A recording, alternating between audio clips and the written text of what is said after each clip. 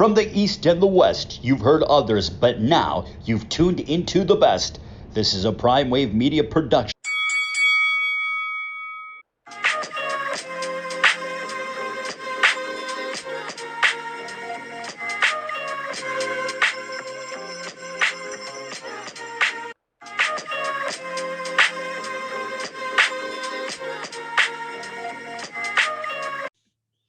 Welcome to another episode of Big Wave Boxing with the one and only Pop Dibiase. And man, I got one of the great ones here with me. This guy can get into any gym, get around any boxer. He knows all your favorite boxers, and he got stories on all of them, but we're not going to talk about all that. But at the end of the day, I got my man here with me, Danny Alvarez. I call him Danny Chicago, but man, stay repping the shot. But correspondent and a reporter for the Boxing Voice, one of the best outlets when it comes to reporting boxing as well, too, and talking boxing. Danny, how you doing today, brother? I'm great, man. Thank you for having me. How are you? I'm well. I'm well. This is one of my favorite guys in boxing. He's always ringside. He always makes sure he's focused in on the fight. He knows these guys very, very well as well, too. And some of these guys ain't big time, they ain't on TV, but he'll know where to go to. So, hey, if he tells you to get on that ticket, you better get on that ticket. Albert Bell, remember that? Tyson Fury night. I remember. Come on Yeah, now. I remember. he was like, I gotta go cash that ticket. So he knew what was up, what was going on that night. So my first question is, and I know this is kind of a lobber here, but I haven't mentioned him too much on the show. How much longer do you think Triple G has, and can he be beaten in the next fight? And will we ever see a Charlo fight, bro, with Jamel? Uh, so I mean, the whole thing with Triple G, I feel like we've seen a steady decline with him. We've seen a steady decline with him since the first. Honestly, I feel like I was talking about it the other day. I feel honestly since the Danny Jacobs fight. I feel like since the Danny Jacobs fight, when he has faced opposition of that level. So, you know, a lot of people felt that fight was extremely close. He didn't get the knockout that he was known for getting. He was on that knockout streak. Uh, Canelo the first time ruled it a draw, could have went either way. Second time didn't look, same fights Devyachenko. I feel like I felt that he lost that fight. So to be quite honest, I'm not too familiar with his mandatory that he has coming up next week. Uh, but I feel like he'll get through. I feel like he'll get through that fight. But again, he fights one of those Charlos, one of the third fight with the Canelos. A fighter of that B level caliber. I think that he'll be beat. We may not see it next week, but I feel like it's only a matter of time if he does fight somebody of that caliber. It's really tough to say. You mentioned the Charlo fight. It's really tough to say just because of the politics. It's always about the politics. So it's like who's right now working with the zone or with Matchroom that he could possibly face. Uh, you got Boo Boo. We just saw Billy Joe, Canelo perhaps. So I don't see that. All right, man. Sorry about that. But No, with no, housekeeping came in, so pretty much I had to pause real fast. So sorry about that. no, Repeat we're what good. you just said, the last little part you just said. Yeah, I was just saying that just because of his performances the last few years, fighting fighters of that level, we may not see it next week, but if he fights one of those top fighters, he could be beat. I thought he lost to Devyachenko, to be quite honest. Um, so it's styles make fights. I think a third fight with the Canelo, he'll lose like decisively. Um, and as far as that Charlo fight, I just don't see it happening because of the politics in boxing. But you know, those fighters with his own, maybe a Boo Boo, a Billy Joe fight, a third, you know, a trilogy with Canelo. I could see all of those fights very well happening. All right. And I'm with you on the whole Charlo situation because I always feel like that's his best fight right now is fighting Jermell Charlo. And almost like how you doing wrestling, putting a guy over, you know what I mean? But I think it's the money part, money game as well too, I think. And who's gonna be the A side, who's gonna be the B side. But I know Charlo has said in the past that he don't mind being the B side because he wants to show the world what he is capable of doing. And I think that's what people are most scared of is that, the Charlo brothers come for blood and they come to knock you out. So, I think that's what the biggest fear is in the Triple G camp because I think, Jermell is probably the one guy at 160 that can't put him out because the way that he throws those punches and the way that they land so accurately and things of that nature, in my opinion. So I feel like I'm with you though. I think Triple G only has a few more fights left and he's going to be in a big money fight in 2021. But he might have to go ahead and sacrifice, pretty much the politics and fight somebody like Charlo, in my opinion, to really move forward. And, because Canelo is really comfortable at 168 right now. If he goes down to 160, he has to be a major money fight. And Canelo has said several times he does not want to fight Triple G again. So, but if the dollars is talking right, then we'll see how it goes. Um, and speaking of Canelo, now moving forward, let's go ahead and talk about his fight coming up. Let me get your 2 cents on this one because I've asked a few others about the Canelo Smith fight, super middleweight clash in San Antonio. How you feeling about that one? Give me your analyst and give me your bet on that one as well too. Um, I like it. You know, I like the fight. I like the fact that I'm a big Canelo fan. You know, obviously, I always have my reporter hat on, but just as a boxing fan, I am a big Canelo fan.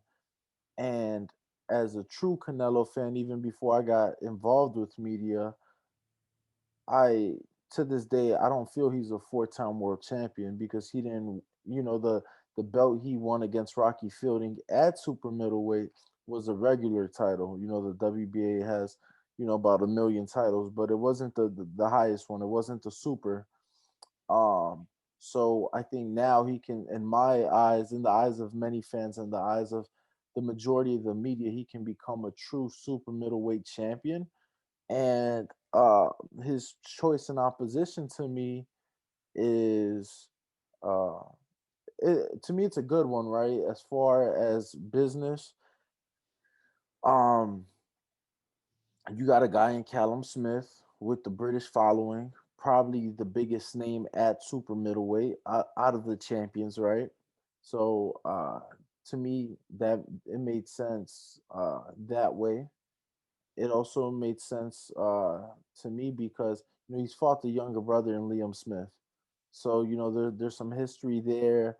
Callum wants to get that revenge, not just for his brother, but to have that career defining win, right? That would put Callum over the top. Um, I feel that on paper, on paper, Callum is the most proven at super middleweight out of the champions, right? David Benavidez is his champion. Caleb Plant is champ. Well, David actually lost his title that WBC is vacant, but nonetheless, uh, Billy Joe. You know what I'm saying? So I feel like he's been the most proven. He's been the most proven. Callum won the World Boxing Super Series in the super middleweight division. Um, he's beat George Groves, which I understand George was at the end of his career. Um, Fought John Ryder in his last fight, who he didn't look that impressive against. So I feel like he knows he has to prove himself, has to make a statement in this fight. And then let me remind you, the only fighter Canelo has fought at super middleweight, um, well, at the true super middleweight limit, he fought Chavez at 164 and a half. But in Rocky Fielding, when he won that super middleweight regular title, Canelo did. Callum has fought him fought him before and got him out of there quicker, right? So there's a lot of things to look at. He's a lot bigger than Canelo, longer reach. My bet is still Canelo. Um, my bet is still Canelo, and I feel like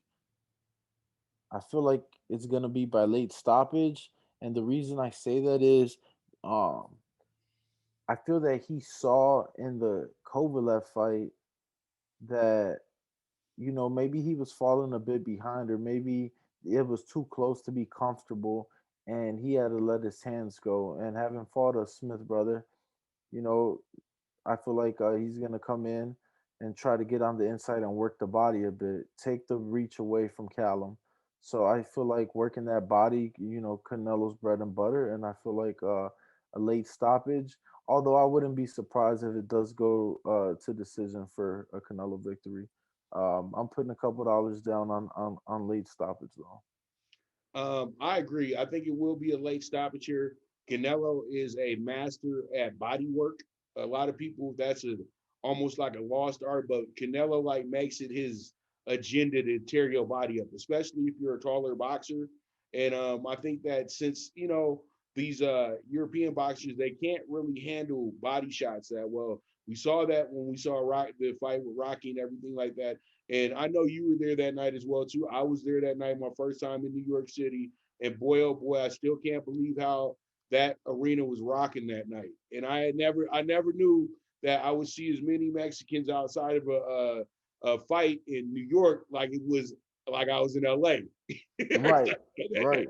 No, I was surprised as well. That was the first fight I ever covered in New York. A big night. They had the garden lit up in Mexican colors, and I feel like that's something Canelo is good at. Bringing them out no matter where he's at. Now they're in Texas, San Antonio, at the Alamo Dome. We saw Tank there in October, and I think Canelo.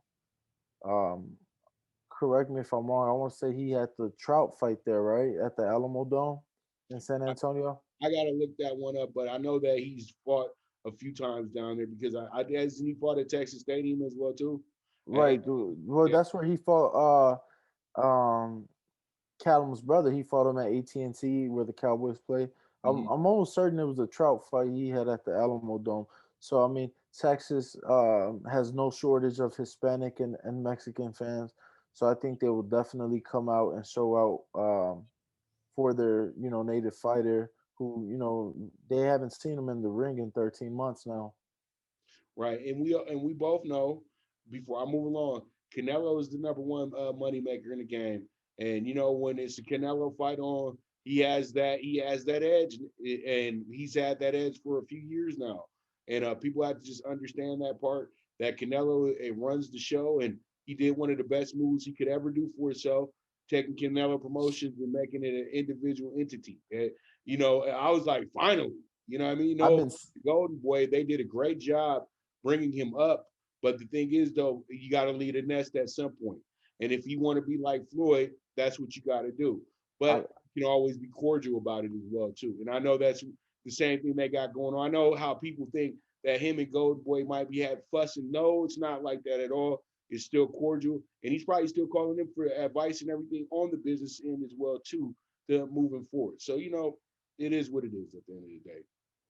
I've been saying it. I felt he should have got out of that years ago. I feel that they took him, to his highest level that they could have took him to, and anything that they could have done or have done for him in recent years or could have done currently, I feel like he could have done for himself. I feel like he's to that point where he's a international superstar, the biggest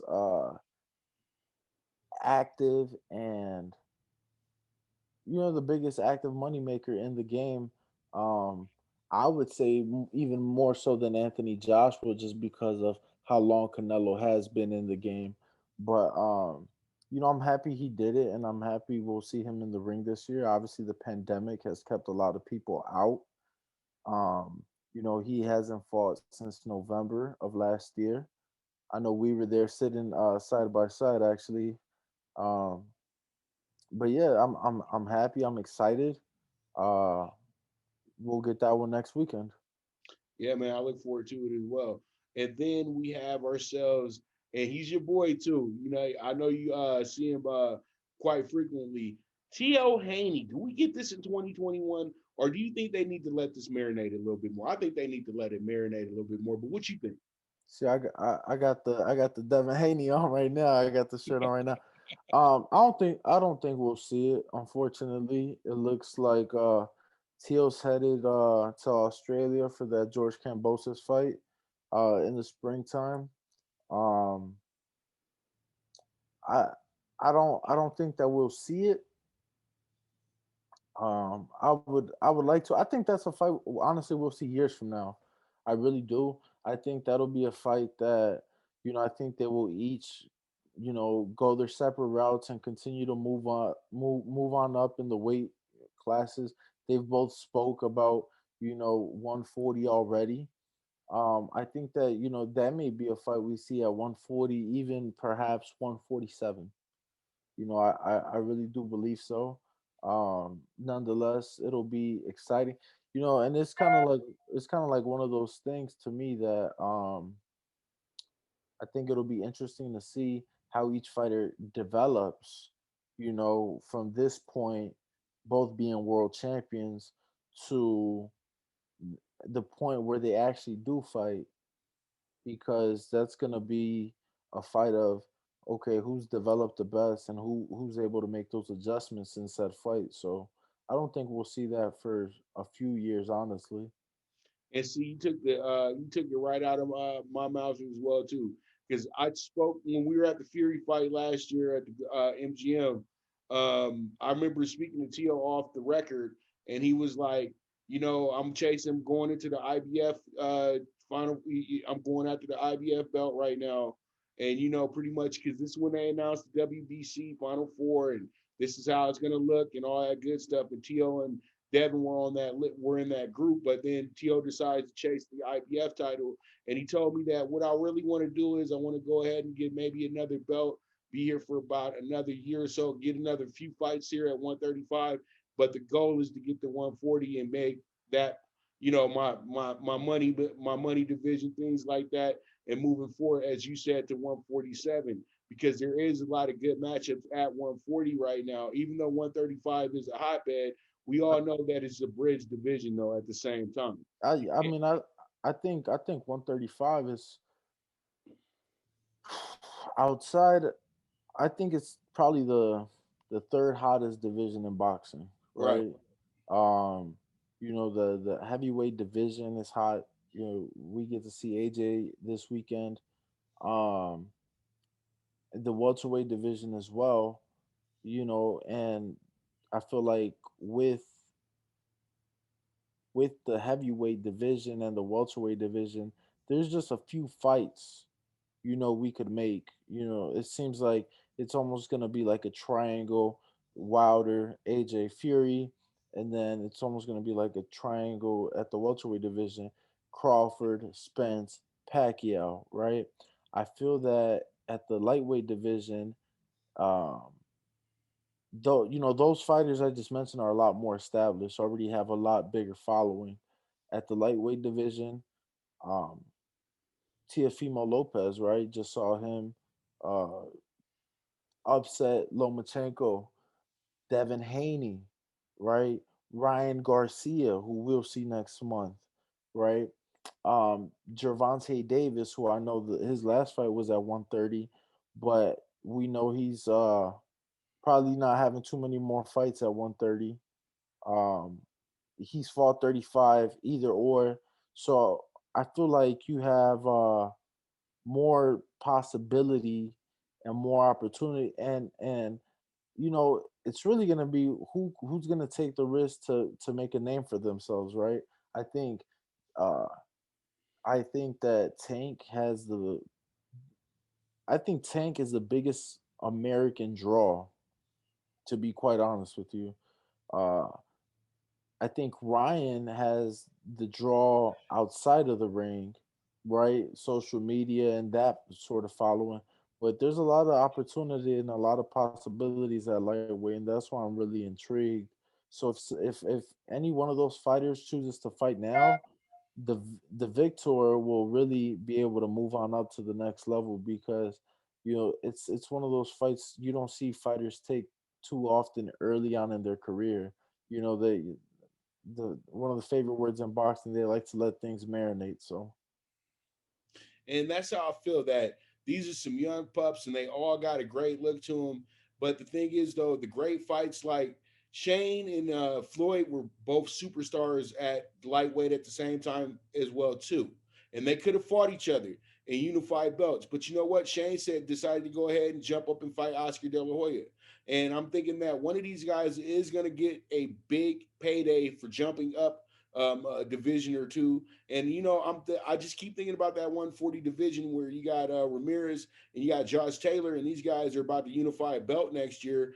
You know that everybody's want to get a piece of that as well too. So that's why I'm saying that the 135, to me, I feel like this is where you make your name at, but this is more of a bridge to the future of where you're going to go. But we both know that Tank's a little bit he's a bit shorter than most, but he can probably still be a pretty decent welterweight as well too in the next year or so. So we'll see how it goes. But I really do like this group, and they bring a lot of excitement to boxing. And they're like the new wave of boxing, where they use the internet, the social media, and everything like that to really go ahead and sell their brands. And that's why they get in sellout fights, things of that nature, and hype around their fights as well too. That's why I keep telling people boxing ain't dead. You just got to work a little bit harder promoting your brand. That's it.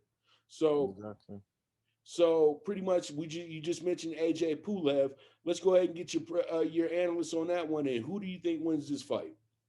I think Anthony Joshua will come do what he's supposed to do. I think that we saw a focused Joshua in the rematch against Ruiz, and this Pulev fight has been there. Pulev being the mandatory, so I don't think he's overlooking him. I think that he understands that there may be bigger paydays, but I think he's going to handle business. Uh, I'm thinking about a mid, somewhere between the sixth to eighth round knockout for Anthony Joshua come Saturday, early afternoon for us here in the West Coast in the US. All right, I'm thinking the same thing too. That he goes ahead and he takes care of his business. I know Top Rank's really excited about the fight because they think that they got an outside chance to get a monster upset here, and then maybe go ahead and put Pulev against Fury right away as well. That's what they're thinking. But Fury is having a bit of some issues with the WBC right now, making sure that Wilder does get his third fight, from what I'm hearing. So I think that third fight is still on, but just not on this year. But it's going to happen at some point, I'm feeling. And then they're saying as well that AJ and Fury already secured a 2-fight deal as well. But we'll have to see it to believe that one as well too. We haven't seen a press conference about that yet. It's just Fury talking on the internet about it. So pretty much, I think that what happens here is that AJ has to get past Pulev. He has to make sure he beats Pulev, because we can't do sure things with him anymore. I was in New York the whole week with them when we had the AJ Ruiz fight, and it's crazy. It was a rocky story for Ruiz. He had 5 people with him, really 6 people. And then you get to the next fight in Dubai, you got tons of people with him. You know what I mean? But Right. the idea was that Anthony Joshua was coming in there as a big superstar, not just a boxing star. He was just a sports star in general, and he got his face all over New York City, all that good stuff. And you have this idea that it's a sure thing. Nothing in the heavyweight division now, in my opinion, is a sure thing, because if you don't come with your best that night, you're gonna get beat. And we've seen this the last few upsets as well too in the division. So I do feel like Pulev could have a strong opportunity, but as you said, mid rounds, Joshua should put him out. I know he's going to be focused for this fight. He's hungry for this fight, and he knows he doesn't have to dance around like he did with AJ with Andy that night, he can just go in there and do Anthony Joshua things, in my opinion. So that's my Absolutely. feeling about that as well too. But he got to get past, and then hopefully we can go ahead and get this triangle going on that you just mentioned earlier with Wilder, Fury, and AJ, because the game needs it. They all can make a lot of money once this happens as well too, because those are the only three heavyweights that people want to Absolutely. see fight. Was it? Absolutely. Let me remind you, Tyson Fury was supposed to make a comeback. Well, I don't want to call it a comeback, a tune-up last weekend. That fell apart. I honestly would prefer to see both him and Wilder take a fight, knock some rust off first quarter of next year, and then late summer make the trilogy fight. Because that would sell out. That would without a doubt sell out the new Raiders Stadium here in Las Vegas. I agree. I totally agree, and that's exactly where I think they've been eyeing the third fight for as well too. And I would love for that to be there, because that means that you get to be around that beautiful stadium all week as well too for media week. So it is what it is, man. Uh, No, definitely. so we move on. Errol Spence, big win last week against our guy Danny Garcia. I did pick Danny to win the fight. Slight decision, everything like that. I felt like Errol just didn't look the same, but boy, oh boy, did he fool me. I always respect him as a superior athlete. I just thought that maybe Danny Garcia wasn't the right fight for the first fight, but it wound up being business as usual, Errol Spence, and he showed his superiority in the welterweight division. Who do you think his next opponent will be, and how much more time do you think he's going to be at 147? I felt that. So I'm gonna just put it out there. I did put money on Earl. I picked Earl. Um, I just felt that there's no way that his team would let him take this fight if he were not back to himself. Obviously, you can't really see where you're at until you're, in that squared circle. Right. Um, he's a belt holder of two belts. He has mandatories. So I'd be perfectly fine seeing him, you know, couple months, maybe late spring, um, April, May timeframe perhaps, take a fight. Um, but if that Pacquiao fight's there, make that Pacquiao fight happen. Um, I think Earl is at his best right now. I think he's fully recovered. So, like I said, if the Pacquiao fight is not there for the summertime, either one of his mandatories, he's a belt holder in two different sanctioning bodies. I'm okay with him fighting either mandatory. Um, or like I said, if that Pacquiao fight were to be there, I know Pacquiao got in the ring when Earl beat Mikey Garcia last year March in Dallas. Um, Pacquiao was he congratulated Earl after his victory last Saturday night. So I would love to see that, but that would be that would be three mega fights for Earl in a row. You know, I'm not even counting the Mikey Garcia fight, but Sean Porter unification fight, Danny Garcia, former world champion, two division world champion at that. a- After his accident, then if he were to go into a Pacquiao fight, oh my goodness, that would be huge. I agree. Do you think at all do we get any chance to get this Spence Crawford thing going? Do you think that we're just at a dead end with this? No, I think so. I think that Earl has all the cards. He has everything to his favor right now. Like I said, this politic thing. We always say, "Oh, you're on the wrong side of the street." I mean, he has plenty of options here with PBC stable. Crawford doesn't have any. Not with top rank at least. So I know there's been some chit chat about Sean Porter wanting his fight with Crawford, given that he is the mandatory. So, maybe if he were to take that fight, which is not an easy fight, Sean Porter is never an easy fight for anyone. If Crawford were to take that fight, hypothetically speaking, and be victorious, I think that would now open the window. I mean, PBC and Top Rank worked together for a big fight with Fury Wilder. If they were to do that with Crawford and Sean Porter, that'd be enormous. And then, make that fight, end of the year, 2021. That would be huge. Another fight that would sell out, the Raiders Stadium.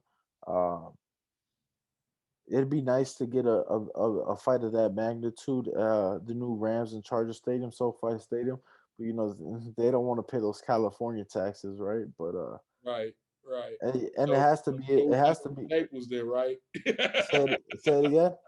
So it would be probably Staples then. Well, no, I'm saying just the California tax, because it has to be a neutral site. They can't take it to Dallas. That would have to be a neutral site. I think Vegas is the best option. No state tax, new stadium here, and I mean Vegas. Like Vegas is known for their fights, of course. So Right. And we can always take it to Brooklyn. I think it's bigger than that. I All think it's right. bigger. I think it's bigger than the Barclays, and it's one of those things too. Like Top Rank has a deal with the Garden. PBC has a deal with the Barclays. So I think Vegas, Raiders Stadium is your best bet. You can't take that one to Texas. You know you're not gonna draw enough in Nebraska, and you can't take that there anyway.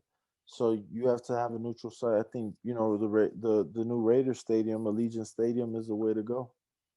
I agree, man, because this is another mega fight, and a lot of people have been anticipating it. And every circle I go to, barbershops, wherever I'm at, and they start talking boxing, they always talk about those two and when they're going to fight. So I know that it will draw the attention that it does need. And boxing's been the number one trending thing the last past 2 weekends as well too. So hey, it is what it is, and we got to thank Mr. Paul for that when he knocked out Nate, and you got to thank Tyson for that too, because pretty much they they literally put the straddling pads back on boxing and pumped his chest back to life in a sense. And I know a lot of people were mad about it, but at the end of the day, it was the best thing boxing had all year long, and it's actually helped these other fights be even more anticipated, even more hype. But honestly, it started with the Tank knockout as well too. You know what I mean? So No, a lot of the absolutely, absolutely. So just I want to touch quickly on that. Like I said, I feel Tank is the biggest American uh, superstar in the sport of boxing. And I'm not saying he is or he's not the best American boxer. What I'm saying is he draws the most. I mean, you go to a Tank fight, it's gonna be star studded every time. It's gonna be star studded. They're gonna come out. He has a huge celebrity, crossover and with the culture as well. So Tank set it off the right way. Really quick on the Mike Tyson Roy Jones fight. I was 1,000% happy with it. It was an exhibition. It was an exhibition. I loved it. You know, people were expecting them in their prime. Well, one was in their prime at heavyweight, the other one was in their prime at 154, 160 pounds, right? So what I saw is basically what I expected. I'm glad they were able to make it out the ring safe. Um, I enjoyed the Paul and Robinson uh fight, lack thereof, entertain. That was entertaining as far as a knockout. That's what people want to see. Um, I didn't like all the bashing on Nate Robinson, but it is what it is, and we're gonna move forward. Um, but no, definitely. I mean, Teofimo started to stir stuff up. You roll into that Tank fight. Um, Devin Haney put on a boxing clinic, got some criticism, but regardless, the name of the game is to hit, not get hit. You continue on, your Mike Tyson, Roy Jones card, right? Errol Spence last weekend. This weekend, we talked about AJ and Pulev. That'll be great. I want to talk about the Shakur fight. Shakur fights this weekend as well in here in Vegas. Then in Connecticut, you have Chris Colbert fighting, Richardson Hitchens fighting. So it's a boxing is finishing out the year strong, and I love it. Yep. And you know what? And that's great because, usually this time of the year, we probably will get 4 or 5 good fight. We'll probably get 2 or 3 big stars are here at the end of the year, but it seems like all the big stars came out for the end of the year fights instead of, being right in the middle of the pandemic or right when the pandemic was somewhat like halted and you can start sports again. They did the right thing. They waited until, the holiday times and when people kind of can recover a little bit more to actually be able to watch some of these events. And you just took the question away. I was going to talk to you about Tank being box office and everything. Let's get into it just real quick. I know that me and you, when we met in LA, Inglewood, and everything like that, because we were covering the Tank fight over at StubHub, pretty much in Carson. I know it has another name, but it's always going to be StubHub to me. Right. I don't care. You know what I mean? Dignity Health Sports Park does not sound right. You know what I mean? Right. It It went from the sounds like Home an Depot actual to the park. StubHub. Right. It sounds like a park that you like go to and like play tennis at. Oh, but you do play tennis there. So Right. Exactly. right. So that's where they're actually at. People don't know this, but they're actually fighting. The ring's actually on a tennis court that hosts professional tennis matches as well too. But we were there at that fight, and that was Grammy weekend, and everybody was trying to hate and say, well, he had all the celebrities there because it was Grammy weekend. No, from what we heard, Leonard even confirmed to us that these people were calling for tickets months before the fight, even once the fight was announced. And pretty much you could see the star in his eye when I was at the previous press conference when the fight was supposed to be against Abner Maris over Right. LA in downtown. And you could just see that Tank knew that the moment was coming that he would be a big star. And so that night when he delivered that knockout, he had several celebrities in the back with him. And that fight was the only sellout that I saw. And we covered 4 fights at that venue. That's the only true sellout I saw where people were there well before his fight, because his fight didn't go on till 8:30, 9 o'clock that night. I know because it was freezing that night as well too. It I was. I couldn't even judge the rounds that's why I said, thank goodness Tank made sure this fight ended quickly because all of us need to get the hell out of here. So pretty much he ended that fight that night, and you could feel that it was megastar time because he came out there. Absolutely. Absolutely. And I'm gonna tell you this: it was Grammy weekend. That being said, how many other options did all these superstars have to attend certain events, and they chose to be there? I mean, man, Drake was in the house, Lil Wayne was in the house, Odell Beckham Jr. was in the house, Hey, YB and Corday was in the house. I mean, it was star studded, and and even our that's boy the Juice WRLD, rest in peace, from your hometown. He was there that yeah, night. Juice World was there. Yup, Juice World was there as well. So, you know, and yeah, that's kind of like where I go to when I say he's to me he's the biggest American superstar in boxing because Ryan Garcia has a bigger following on social media, but at the fights and at least on my timelines and what I see people talking about, you know, they those casual fans they tune in for Tank, and those superstars they come out for him. So we Now, saw him come out, with big name artists. He's came out with Lil Baby now twice, and he just had Uzi come out with him. Two of the biggest stars in hip hop right now. So, you know, Tank set it off. Tank set it off. It was the first event with fans. That was at the Alamo Dome. Um, I really, I really loved kind of a copy of the Floyd against De La Hoya. This was Tank's first pay-per-view. He did well. I thought it was a close fight. I want to say I had him up like 3 rounds to 2. Um, going into that knockout. Uh, it's just been great. To me, the last 2.5 months of the year, like I said, Teofimo Loma. You got like Tank and uh, Tank in Santa Cruz, Devin Haney, Gamboa, Crawford.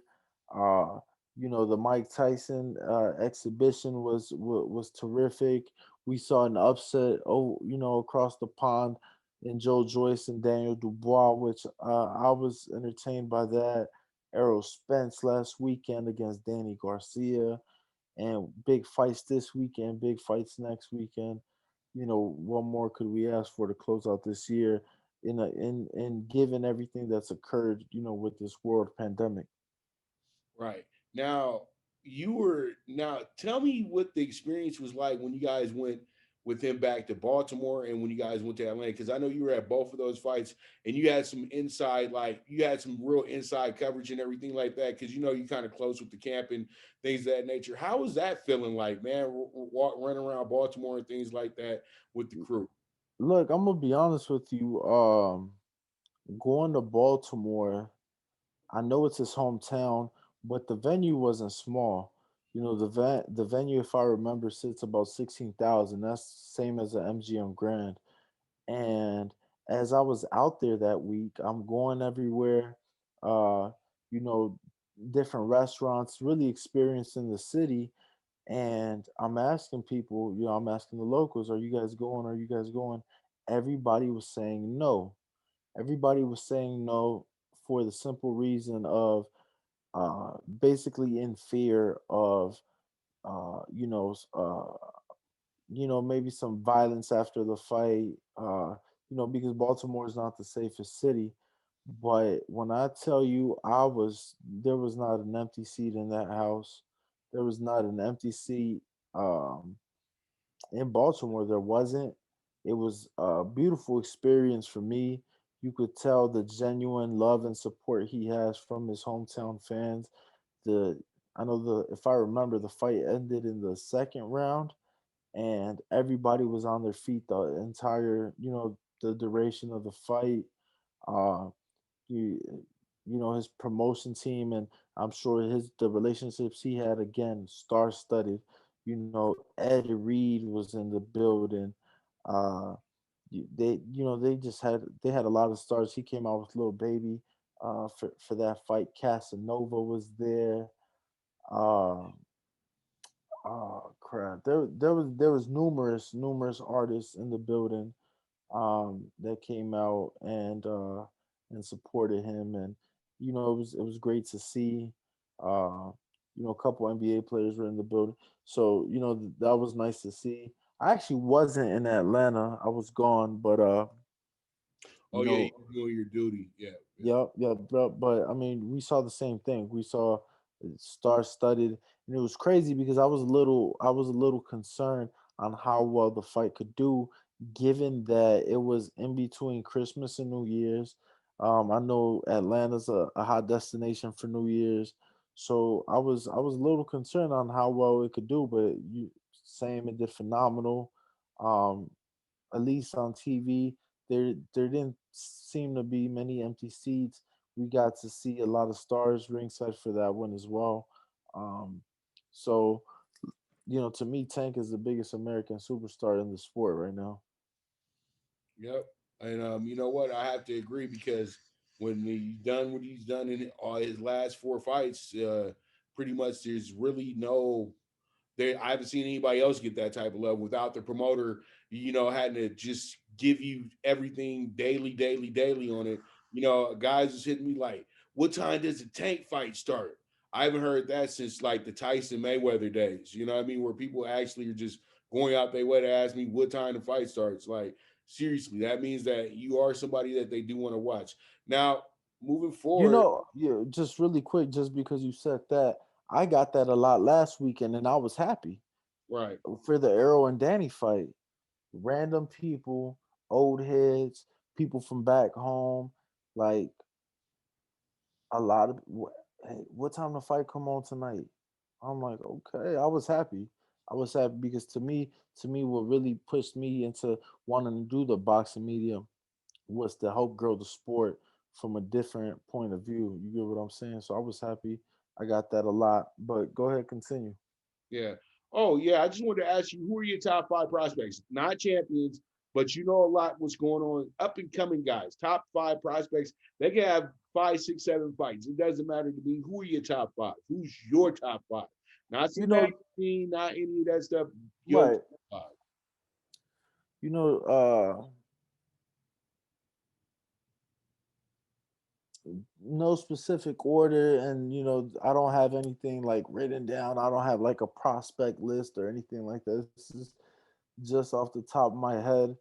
Um, Fighting this weekend, Edgar Berlanga. Definitely gotta. What is he now? 15-0, 15 first round knockouts.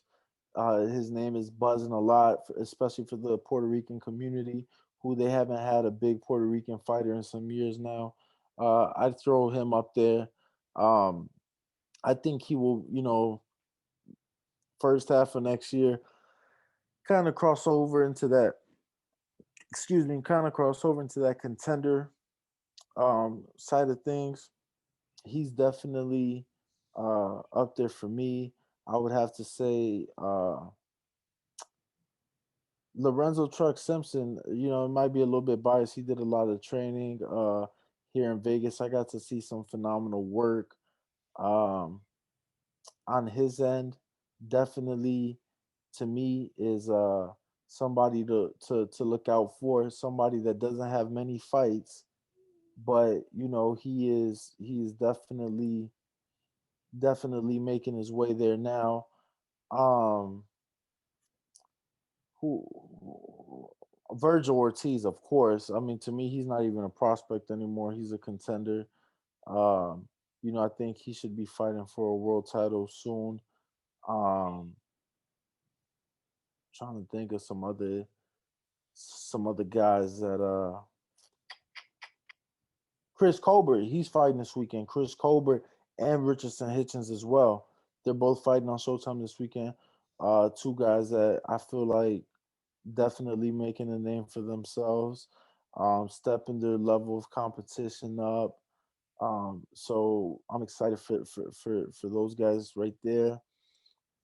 Gabe Flores, another guy making some noise. Somebody I'm excited to continue to watch and grow. Um, I don't know how many I've given you, but I think you gave me five. yeah, those some guys right there. Uh, I'm gonna give you another sleeper, somebody I'm close to. People gonna say it's maybe a little biased. Darren Cunningham Jr.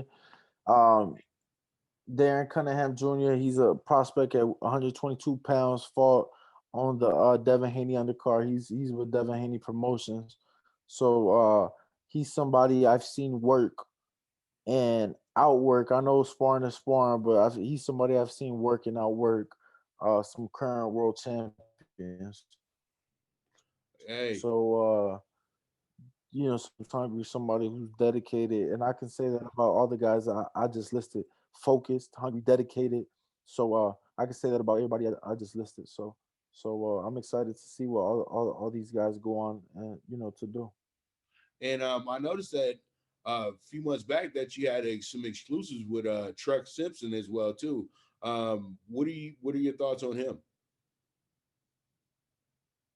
To me, he's somebody who has great skill. Has great skill, has great power for somebody who's he just turned I want to say he just turned 20. So he's still growing into that man body. You understand what I'm saying? I saw him spar Dennis Duggan, who anybody that knows boxing knows Dennis Duggan was one of Floyd's sparring partners. Uh, Dennis has fought everybody. Keep in mind, Truck Simpson's a 154 pounder. Dennis Duggan is was super middleweight, dropping down to middleweight. but has fought them all, has sparred them all, from David Benavidez, Caleb Plant, you know, Lonnie Thompson, you name it. So I saw them get a lot of work in. Um, so Truck Simpson coming out of that Upton Boxing Club in Baltimore, coming out of coming under Tank basically. Um, he signed a management deal with MTK. He doesn't have a promoter, but has that management deal with MTK. I'm excited. I'm excited. That kid works, hungry, and he has a very inspiring story. So I'm excited to see what Truck can do for the sport. Yeah, I'm intrigued with him as well too. And I said that I remember the last time I seen him once again at the Fury fight, and I said that, man, you're doing it the right way. He was hanging out with Devin Haney that night, and I know Devin was giving him a lot of game on how you can be your own entity and make him work for you. Because I always have to tell people that Devin Haney is in his own promotion. That would it's almost like the old Master P deal with Priority with him in Matchroom. Matchroom Right. sets up the venue, sets up the fight, but Devin, it's his promotion. So Right. it is. They're literally helping. They're springboarding the brand. That's it. But he owns his own brand. He is the boss. So Right. that's what I try to get people to understand. And people, they're gonna say what they say because they think that these promoters like own the boxers, but they really don't. It's contracts to these things, and once the contract's up, you got to renegotiate, right? So you might as well be in a partnership. That's what Eddie does with the pretty much everybody is you're pretty much in a partnership with them. And if you have your own thing going on, then you're gonna have your own thing going on. But you know, just that's what we're here for, Dad. To let them know what the really real is. You know what I mean? So Yep. Ryan Garcia, Luke Campbell, what's your analyst and pick for that one? I think Ryan, and I'm gonna be honest with you, I'm one of the few people who think it'll go to a decision. I really do. Luke Campbell, gold medalist. Luke Campbell um, gave Lomachenko a good fight, went the distance with him. I think that Luke knows, been in wars with Linares, prime Linares. I think Luke knows this is probably his last, if not, one of his last big opportunities, and he's gonna come in ready. I know Ryan is gonna be ready, but Ryan hasn't faced nobody of Luke's caliber. Um, so I would be thoroughly impressed if he stops him and stops him early, like a lot of people are predicting. But I am picking Ryan. Well, I love the Ryan. I want to see Ryan Garcia actually be in a war, and I think this is the time is now. And I think Campbell's going to go all out in this fight. And as you said before, he hasn't fought against somebody this caliber yet. And if he can go ahead and put him out the way that he put out his last opponent, then everybody's going to be frothing at the bit to get this guy into a big fight, big championship fight. But I still think, and I might do it. I'm going to go ahead and it's not a might. I'm going to be slightly biased here. I think that Luke Campbell is going to figure out a way to actually outpoint the kid because I don't know if the focus is where it needs to be with Ryan. He's a lot of time talking on the internet, a lot of time goofing off with videos with other internet celebrities and everything like that. And we see you in the gym boxing and everything like that and working out. You look good. But the thing is, though, I think maybe the fame might be something that might catch up with him here. And I would say that he needs to really be beyond focused in this fight. And I really do like Ryan Garcia a lot. I've actually hung out with him after his fight that he had in Fantasy Springs. We were invited to a private party with him as well, and he's a cool guy. He's a good kid. You know what I mean? He's, fun to hang out with, all that good stuff. He got a good personality and he can do things outside of boxing that most of these boxers can't do. But at the end of the day, this is the fight that we all are going to judge you on and say, okay, is he really ready for that big moment? You know what I mean? Because Golden Boys did a great job of just kind of stringing him along, But we're gonna have to see though. You know that too. We're gonna have to see. Well, no, definitely, absolutely. So So that's January 2nd. Looking forward to seeing that one as well. jeez, they want me in Dallas the day after New Year's. Oh wow. We'll see though. We'll see. All right. So let's get to your boy, man. I know you very high on him, man.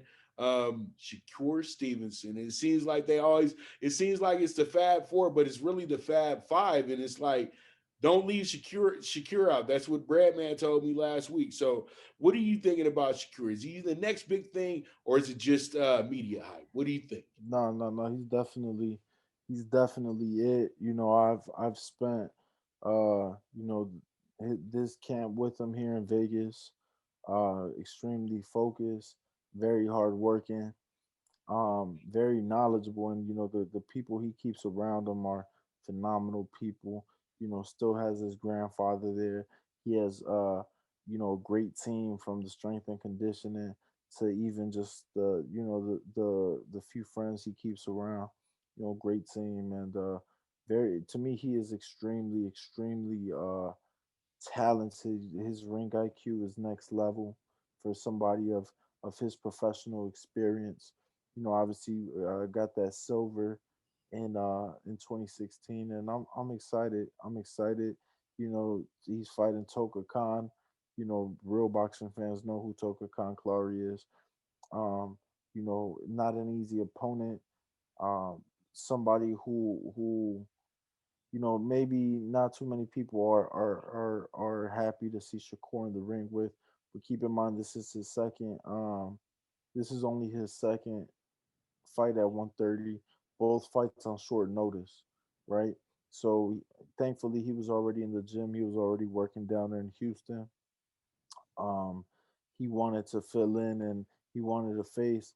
He wanted to face. Help me out.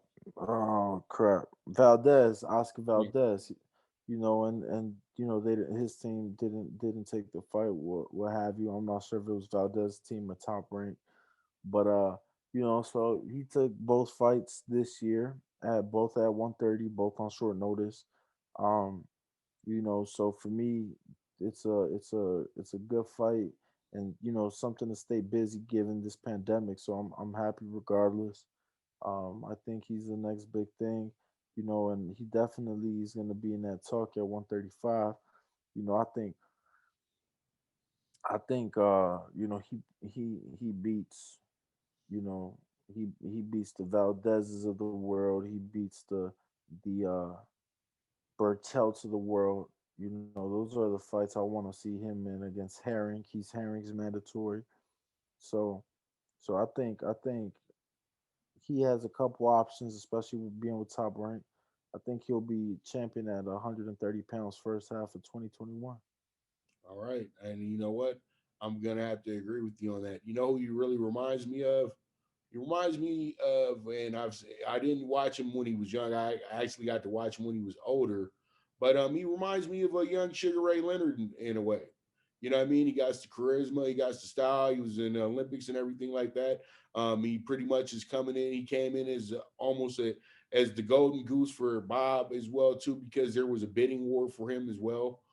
So pretty much that's who I see, and I think that he's going to be a great persona and a great personality for boxing moving forward as well too. It's not just about his boxing skills; it's about also about how he is outside the ring as well too. And it seems like he's going to be able to break down a fight. They'll put him in the booth eventually as well too. He's very well spoken, and I look forward to seeing this kid's future as well too. So here goes my last question, and it's kind of a goofball question, but it's a fun question because this thing is about to become the biggest show, biggest circus in boxing, and this is going to be the great Floyd Mayweather stepping back into the ring to fight. It's Logan, correct? Or it's Logan or Jake? It's the brother who lost the fight against It's KSI, Logan. from what I saw. Right, right, right. Yeah. It's So Logan Paul. Yep. so pretty much you said Logan or Jake. Right. Jake just fought, right? No, it's Logan. Right. It's Logan. How am I getting them confused? I interviewed Jake Paul, so it's just, but they look just alike, though. I know they're not twin brothers, but I get them confused. Yeah, yeah, I get them they look confused. dead on each other. But what are your thoughts on this, man? A lot of people seem like they're upset about it, but we see what's going on. We know what's going on with this, I'm fine with it. It's an exhibition. right? I'm fine with it. It's an exhibition. I was fine when he fought the kid out in Japan. I'm fine with this. You know, I can't be mad at somebody making some money. I don't feel like he's disrespecting the sport in any way. I feel that because it is an exhibition, he has an opportunity. Somebody wants to give him some money, go ahead and make that money. Like, I'm not mad at it. I'll be tuned in. I'll watch. Um, Shit, if there's an opportunity, I know it's supposed to be in February. I'll even go. Um, I have no problem with it. People are mad at it, whatever. I don't. It's an exhibition. It is what it is. It's an exhibition. I can't be mad at it. Um, so like I said, I'll be tuned in. I'll be watching. I know there's a lot of negative feedback, but when isn't there negative feedback on Floyd Mayweather? Right, exactly. And that's what I'm always like, you gotta be prepared for that in the world of Floyd because they just think that, oh man, he's over here just cherry picking. The man retired years ago, dude, and this is just to go ahead, have some fun. He's still the most talked about boxer in the game. Hasn't even stepped in the ring in a few years. Hasn't even been in a serious fight in a few years as well. And you know what? The man knows how to sell fights. He knows how to make money off these fights as well too. So why not, step out, do exactly what the other legends did after they retired as well too. Have some fun exhibitions, like you just said. Ali used to fight against, 7'2" guys, and Right. and he even fought against the great Asian fighter who fought him on the floor the whole night. So and you think that's the Paul and Mayweather, at least they're gonna punch each other in the face. This man literally just jumped flat on his back and tried to fight Ali with his feet. So, it's all entertainment, and that's exactly what the exhibition is for, in my opinion. So I'm all for it too. I think it's gonna be a lot of fun. And once again, this is gonna pump more life into other bouts, future bouts moving forward as well too. So people have to just get with the program and just enjoy it. And as a friend, as a colleague said the other day, you're gonna get what you pay. You gotta get you gotta get what you're gonna get what you pay for. Pretty much because you guys are everybody wants to stream everything like that.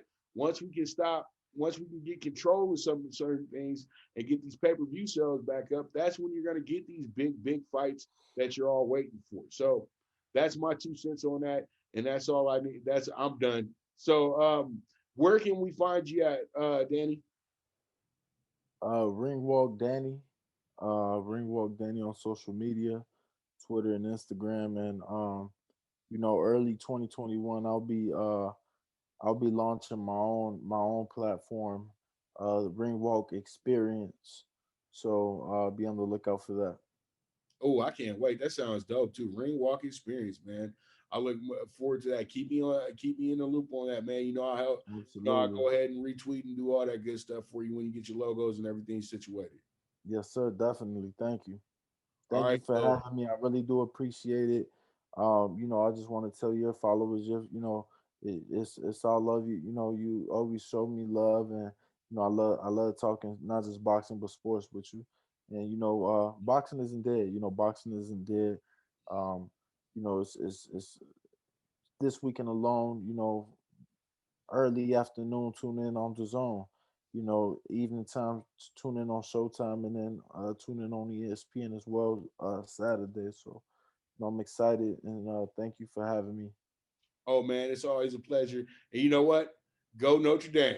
That's all I can say. Hey, yes sir, yes sir. We got that big game with Clemson. So first ever conference championship game. I'm excited. Regardless, they're gonna be a playoff team. So Hey, you know what? I still thank Notre Dame for what they did for me a few weeks back. Thank you for beating Clemson, indeed, cashing that ticket for me and a lot of my exclusive clients and everything like that. So, hey, it is what it is. This is another episode of Big Wave Boxing. I thank my guest, Danny Alvarez, and I'm your host, the one and only Pop Dibiase, and I am gone.